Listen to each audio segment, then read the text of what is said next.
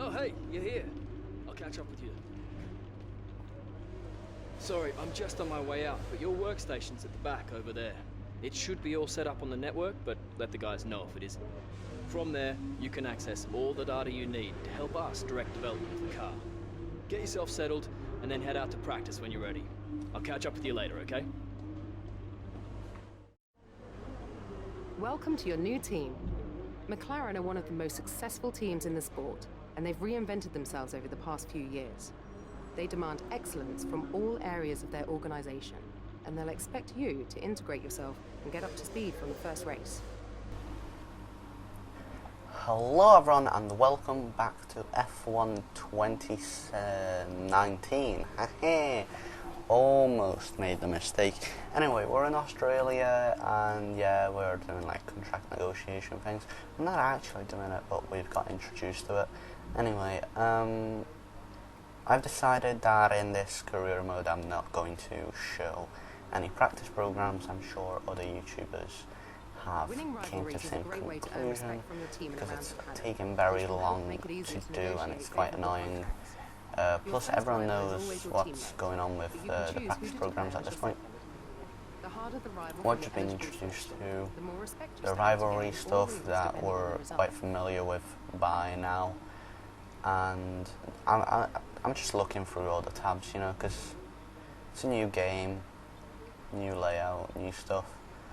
But yeah, I've started looking at the R&D screens for the powertrain because powertrain, that's the one. For the power upgrades because we're very low down. Our aerodynamic crew, I do not know what to call it. The aerodynamic part of the R&D is fine, but our chassis is also quite low compared to other teams. So we're just gonna 2 upgrades for the chassis and the power of the engine, and we're looking at all the other things and how much they're costing. But I'm probably gonna buy more engine upgrades because we're very low down. Just look at it, we're like almost last. It's not very good, and our chassis is also quite bad. So I was thinking about getting the durability upgrade now because we have 700, and I've decided to get it just to get an overall durability increase. But now that we don't have much R&D points, we should really go back out to practice, get some more, and possibly get an aerodynamic upgrade as well. That would give 4 upgrades for the next race, was it? Or was it China? Can't remember, it was one of them. Either way, we're the 4th Boston team, so we're like a good midfield run, but we're gonna put in the work to get some points. And we're just looking at all the emails. That doesn't really like put anything to the gameplay aspect of the game. Honestly, it's like we could get 600 extra resource points if we get 9th in qualifying, but qualifying is really difficult in this game, and I have came to the conclusion that because the whole game is supposed to be more difficult, or more difficult than last year or the year before, and in the 2017 game I'm running a 97 or 100 difficulty or somewhere over there, and because this game is harder, I chose to play on a 95 difficulty. And later on in practice and qualifying, you'll see that we get really close with Lando. So overall, it will be the right difficulty for us, presumably. But it is a difficult game, and right now as I'm recording this, I am in Azerbaijan for practice. I'm gonna be recording that in a minute. Welcome to Melbourne and the inaugural event of the F1 2019 Championship season. The session is starting shortly and there's a real sense of anticipation in the air. A feeling that anything can happen this year, and if it does, well, this weekend could be the opening chapter to one of the most exciting F1 seasons ever. Joining me in the commentary box is, of course, Anthony Davidson. And it's great to have you back again. What can you tell us about this year's roster? There are some new faces this year, aren't there? Absolutely, Crofty. There's been a number of interesting signings over the last few months. Where would you like to start? Let's talk about more. Right, well, this is definitely someone to keep an eye on. Well, they've been signed up likely in no small part due to the way they carried themselves in the Formula 2 Championship. They have a great track record of putting the team first. At one of the races, they even gave up their own position when their car had a technical issue, so that their teammate Lucas Weber, who also debuts here today, could get ahead. That kind of team spirit could take them a long way this season. Those two aren't the only new faces from Formula 2 this season, are they? No, this season will introduce fans to George Russell and Lando Norris, two very promising young British drivers. Plus, we'll meet Alexander Albon from Thailand, and finally, Devon Butler. Now, Devon was a bit of a controversial figure in Formula 2 last year. He racked up a lot of penalties over the course of the season, including one where he collided with his closest rival. It was a nasty clip. Now, certainly after the event, they were nothing but professional in terms of how they spoke about the incident with Devon, but it's hard to imagine them being as polite about it behind closed doors. I think this rival will be one to keep an eye on over the next few races, as both drivers take their first steps into the world of Formula 1.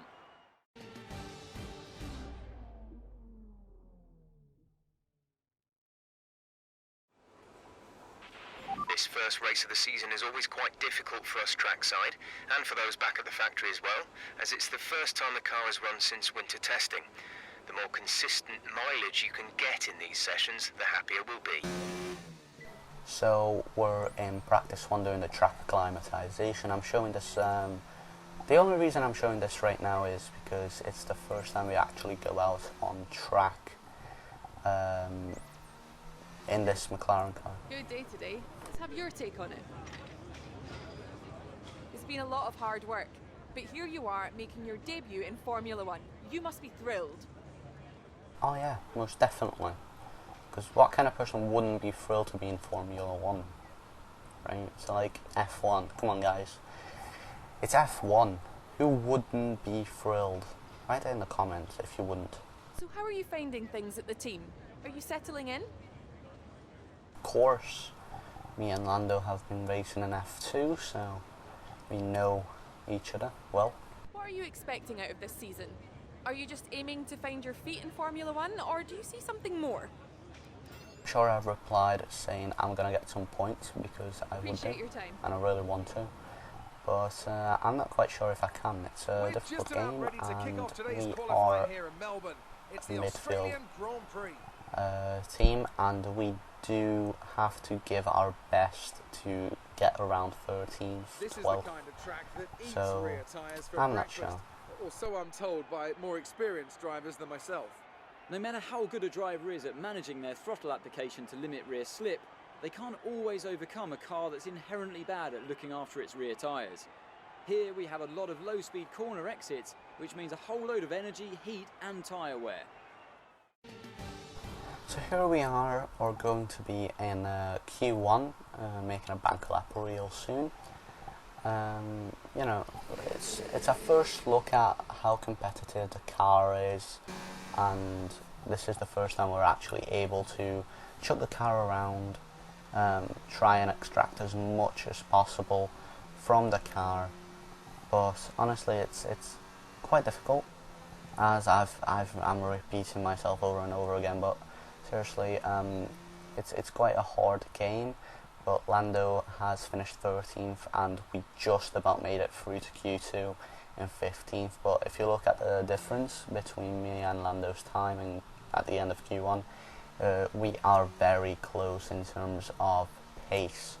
So most of the midfield AI are very close, since there was like 3 people within a tenth of each other. So it's very hard, and the 2 McLarens finished 14th and 15th in Q2, so we're not able to get into Q3 in our first race, or first race weekend. But hopefully we can make up that 5 places in the race. It would be very important to get some points in the first race. But we're losing the rivalry right now. which is not nice. It's not very good, but yeah, I'm getting some resource points for That's not exactly ideal, but there's no for point later to get some upgrades in the R&D screen. Just, you know, it would help us a lot later on, and hopefully it will. But we need the R&D points for now. But before the race starts, I did want to change my helmet, and I'm going to show this in normal speed because I have some explaining to do. When I was recording the race, I made a slight bit of mistake, and I didn't actually record most of it. It kind of just went by. I did not start the recording, or it failed or something. I'm not quite sure, but it just wasn't in my file where all my videos go, my raw files. So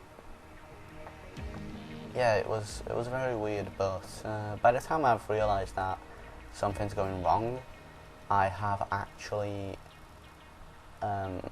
only had like 10 laps left of the race, so most of the footage that I had actually went missing, and I feel really bad about it, but I can't really do anything about it now.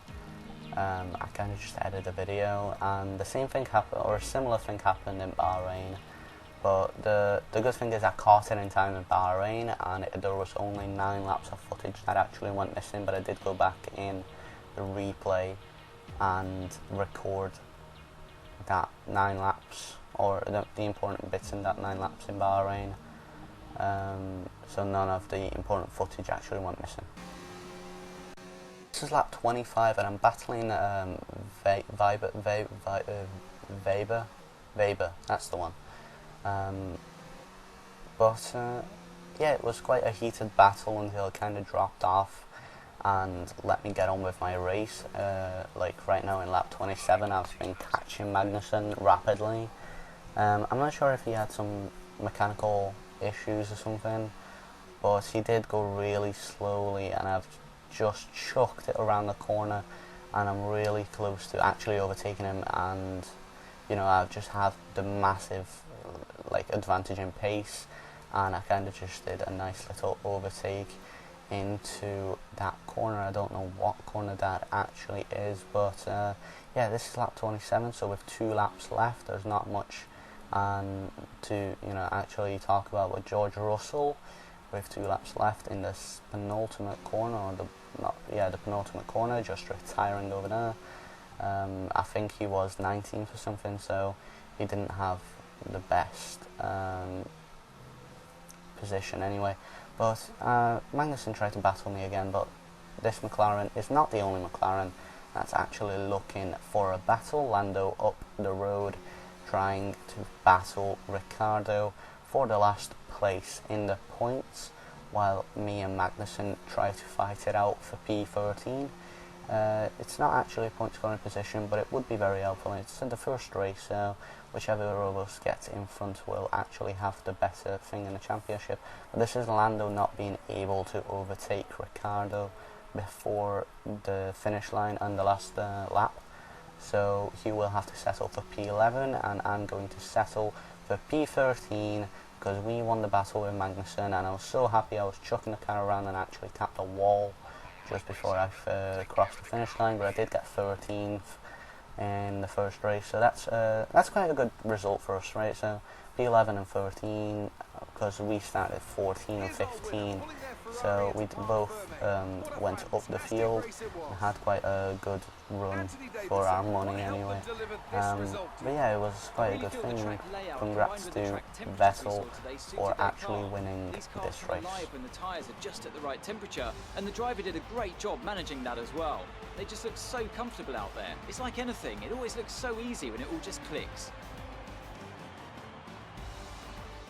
And here we are, a team that is no stranger to the podium, taking their place on top once again.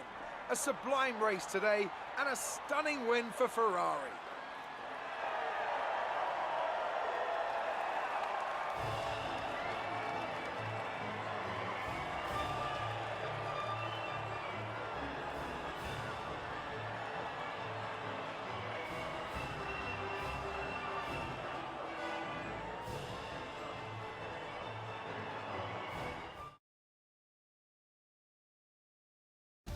So, let's review the drivers' standings. With that brilliant result, Sebastian Vettel secures top spot in the Drivers' Championship. After an incredible day of racing, who was your driver of the day, Ant? My driver of the day was Devon Butler. He did an amazing job pushing through the field, cementing his growing reputation for ruthlessly running down those top positions. Let's move on to the constructors. Ferrari take the lead at the top of the table. Well, Ant, an end to another fantastic weekend of racing. Thanks to everyone who joined us, and we'll see you for the next one.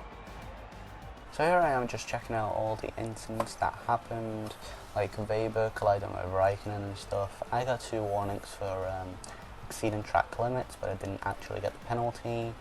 The rest of the people just got warnings for collisions all around the field, so it was fine, but you know, it wasn't that big a deal.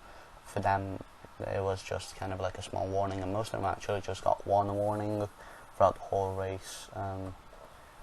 So, you know, no penalties or anything. There were 2 DNFs, one was Grosjean and the other one was George Russell, both with mechanical failures, I believe, so it was fine. Lando's actually leading me in the rivalry by 3 points, so that's great, or 3 like rivalry stages, so that's fine. For it's only the first Grand Prix, and we actually have over 1,000